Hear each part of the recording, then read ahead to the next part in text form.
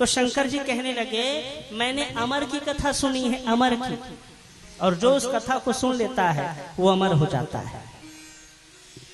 महारानी सती हाथ जोड़ के कहने लगी, बोले हे महादेव, हमें भी सुनाई, हमको भी अमर होना है। तो शंकर जी कहने लगे, देवी उसका नियम है, नियम से सुनोगी तो हम सुनाएंगे। बोले बिल्कुल सुनाइए। तो बोले पहला नियम ये है कि जब हम कथा सुनाते हैं एक आसन पर बैठते हैं, और जब तक कथा पूरी नहीं होती हम आसन को छोड़ते नहीं। कहो स्वीकार है? बोले हाँ। और दूसरा नियम, जब हम कथा सुनाते हैं तो आंखों को बंद कर लेते हैं, आंख को खोल के नहीं सुनाते। तो हमें कैसे पता चलेगा कि तुम कथा सुन रही हो कि नहीं? तो शंकर जी कहने लगे, एक काम करना, जब हम कथा सुनाएंगे तो बीच बीच में ना तुम ओम ओम बोलते रहेगा। कहा ठीक है। अब कथा शुरू हुई।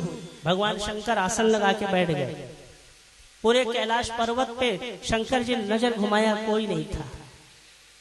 आसन लगाया, बोले देवी ये अमर की कथा है, बड़े ध्यान से सुनना। अब जैसी कथा शुरू हुई, जोर से जयकारा लगाया भगवान शंकर ने। और जब कथा शुरू हुई, पहले दिन की कथा हुई, दूसरे दिन की कथा हुई, तीसरे दिन की कथा हुई, चौथे दिन की कथा हुई। लेकिन जब पांचवें दिन की कथा आई तो भगवती को नींद आ गई। ओम ओम बोल रही थी। 4 दिन की कथा को पूरा पूरा सुना, और 5वें दिन की जब कथा आई तो मैया बैठे बैठे सो गई थी। सूत जी महाराज कहते हैं, ऋषियों, जिस स्थान पर भगवान शंकर कथा का रसपान करा रहे थे, उसी स्थान पर एक पक्षी का अंडा रखा था। कथा के प्रभाव से उस अंडे के अंदर जीव हो गया, वो अंडा फूट गया और छोटा सा पक्षी बाहर निकल के बैठ गया। उस पक्षी ने देखा कि जगदम्बा सो गई है, तो भगवती के स्थान पर वो पक्षी कहने लगा, ओ ओ ओ, कथा बंद मत हो ना। अगर ओम ओम बोलना बंद हो जाएगा तो शंकर जी कथा बंद कर देंगे। तो माँ की जगह वो पक्षी कहने लगा, ओ ओ ओ। जब ओम ओम करते करते पूरी कथा समाप्त हो गई तो भगवान शंकर ने जोर से जयकारा लगाया, और जैसे ही जयकारा लगाया महारानी भगवती हड़बड़ा के उठ गई। बोले हाँ महादेव, अब बताइए क्या हुआ? शंकर जी ने कहा कि देवी, हमने 7 दिन तक पूरी कथा को सुना दिया और तुम कहती हो कि इसके आगे क्या हुआ? क्या तुम कथा नहीं सुन रही थी? महारानी कहने लगी, प्रभु वो नींद आ गई थी। कहा अगर तुम्हें नींद आ गई थी तो कौन है जो तुम्हारे स्थान पर ओम ओम कह रहा था? नजर घुमा के देखा तो छोटा सा पक्षी बैठा था, ओम ओम कह रहा था। भगवान शंकर क्रोध में लाल त्रिशूल को उठाया, बोले अभी इसको मार दूंगा। महारानी कहने लगी, ये क्या महादेव, आप इस पक्षी को मारना चाहते हैं? इसका दोष क्या है?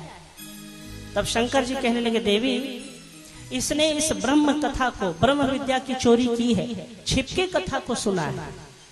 इसलिए भागवत का ये नियम है, जब भी कथा का रसपान करते हैं तो व्यासपीठ के पीछे बैठ के कथा को नहीं सुनते। हाँ, ये अपमान है। कोई कहे ना कि हम पीछे बैठ के कथा सुने, पीछे बैठ के कथा नहीं सुनते।